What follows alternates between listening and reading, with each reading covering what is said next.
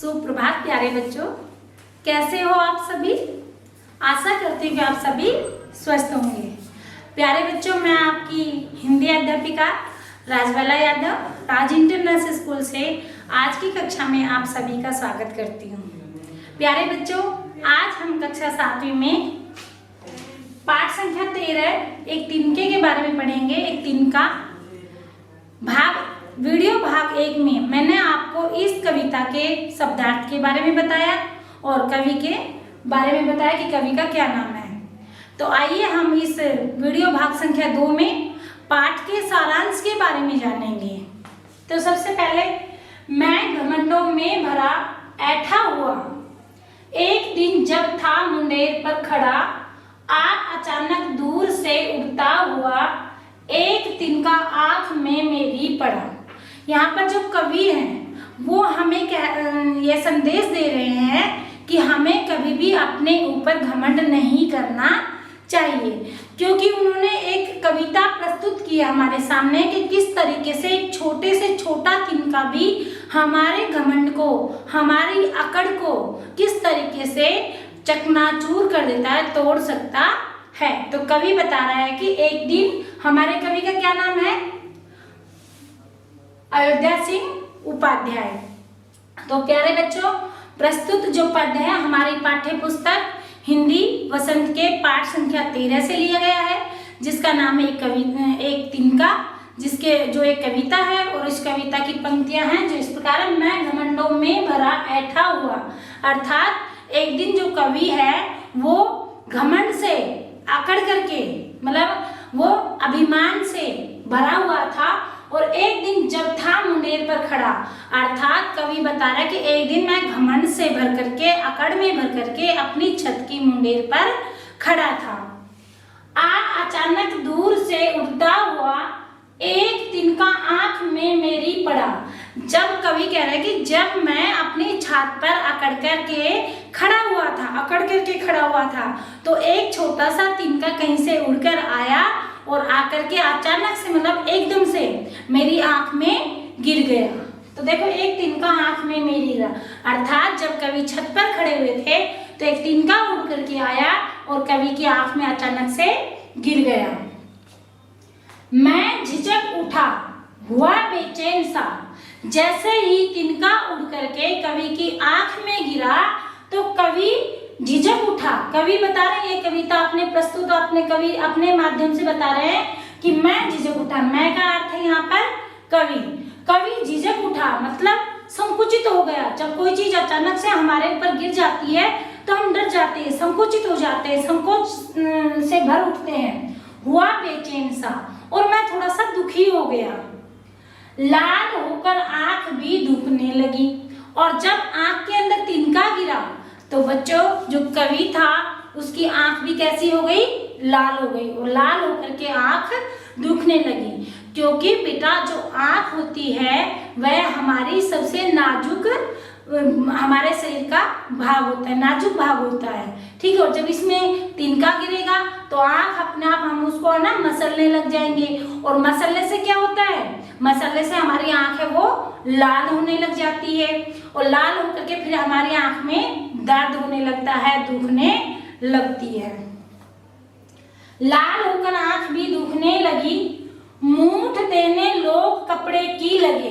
जैसे ही कवि की आंख में तिनका आकर के गिरा तो कवि उसको मसलने लगा और आंख कैसी हो गई? बिल्कुल लाल हो गई, ठीक है। और उसकी आंख में दर्द भी होने लगा, तो वो दर्द के मारे चिल्लाने लगा, कराहने लगा, और जोर जोर से। आपने देखा कई बार आपकी आंख में तो आपसे रुका नहीं जाता और चिल्लाते रहते, मेरी आंख में कुछ गिर गया, मेरी आंख में कुछ गिर गया। तो ऐसे चिल्लाने से जब कवि चिल्लाने लगा तो जो आस पड़ोस में लोग थे वो आए और उन्होंने कपड़े की मूठ बनाई। मैंने आपको वीडियो भाग संख्या 1 में बताया था कि मूठ क्या होती है। ऐसे एक कपड़ा होता है और उस कपड़े के ना मूठ बना लेते हैं, ठीक है। और जब हमारे कभी आंख के अंदर कुछ गिर जाता है तो हम उसको सेक करते हैं। कैसे सेक करते हैं? अपने सांसों की गर्मी देकर। देखिए मैं बताती हूँ आपको, और ऐसे करके सेक करते हैं। इससे हमारी जो आंख होती है उसे बड़ी ही राहत मिलती है। तो यहाँ पर भी मूठ देने लोग कपड़े की लगे, मतलब लोगों ने वहां करके कपड़ा लिया और उस कपड़े की मूठ बनाई और उससे आंख को सेकने लगी।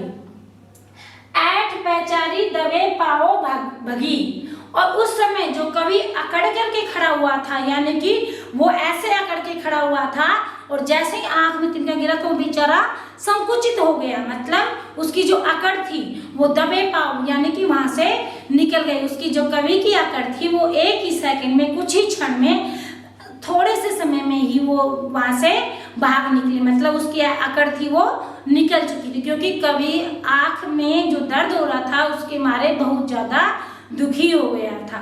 गांव के लोगों ने कपड़े की मूठ बना करके और कवि की आंख से जब किस तरीके से निकालने लगे, तिनका गिर गया था। जब किसी ढब से निकल तिनका गया।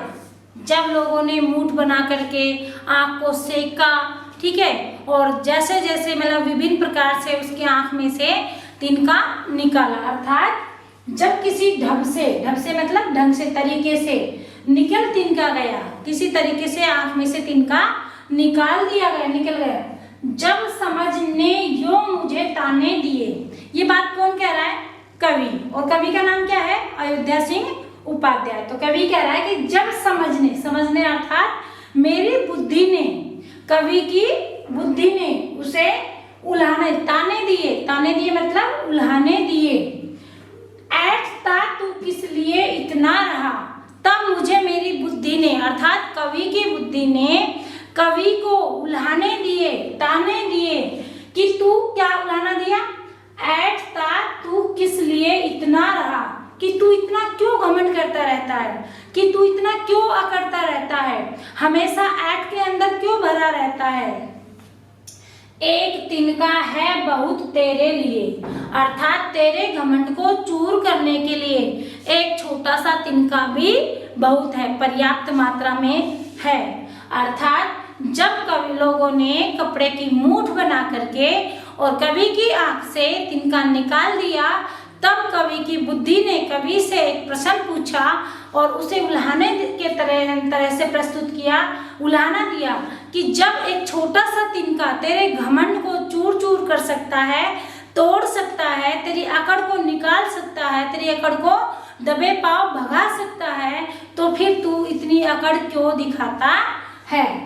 एक तिनका है बहुत, अर्थात एक तिनका ही काफी है। इसमें कवि का कहने का अभिप्राय यह है, अर्थात इस कविता से हमें शिक्षा मिलती है कि हमें कभी भी अपने पर घमंड नहीं करना चाहिए, क्योंकि बेटा जब भी हम कोई भी अकड़ करेंगे, घमंड करेंगे, तो हमारा घमंड चूर करने के लिए, तोड़ने के लिए एक तिनका भी काफी होता है। तो बाकी हम बड़ों की क्या बात करें, क्योंकि बड़े तो बहुत बड़े होते हैं, वो तो हमारे अकड़ को 1 मिनट में तोड़ सकते हैं, लेकिन एक तिनका भी किस तरीके से अकड़ को तोड़ सकता है। जब एक तिनका भी हमारे घमंड को तोड़ सकता है, अकड़ को तोड़ सकता है, फिर हम अपने आप पर घमंड क्यों करें, अपने आप पर मतलब अकड़ क्यों दिखाए। तो हमें कभी भी अपने आप पर घमंड या अकड़ नहीं करनी चाहिए, सबको बराबर समझना चाहिए। कोई हम कहते हैं कि छोटा है, तुच्छ नहीं होता, तुच्छ व्यक्ति भी बड़े से बड़े इंसान के घमंड को तोड़ सकता है। तो इसलिए हमें अपने ऊपर कभी भी घमंड नहीं करना चाहिए। तो प्यारे बच्चों, ये थी हमारी पाठ संख्या 13, एक कविता जिसका नाम था तिनका। तो आज आपने इस पाठ संख्या 13 अर्थात एक कविता तिनका पढ़ी, जिसके कवि का नाम है अयोध्या सिंह उपाध्याय। प्यारे बच्चों, आशा करती हूँ कि आपको अच्छे से समझ में आ गया होगा। इस कविता से संबंधित जो कार्यपत्रिका और प्रक्षेपण पत्र है आपको जल्दी ही मिल जाएंगे। तब तक आप इस पाठ के इस कविता को अच्छे से अध्ययन करिएगा और इससे शब्दार्थ को याद करके अपने रजिस्टर में लिख लीजिएगा। धन्यवाद।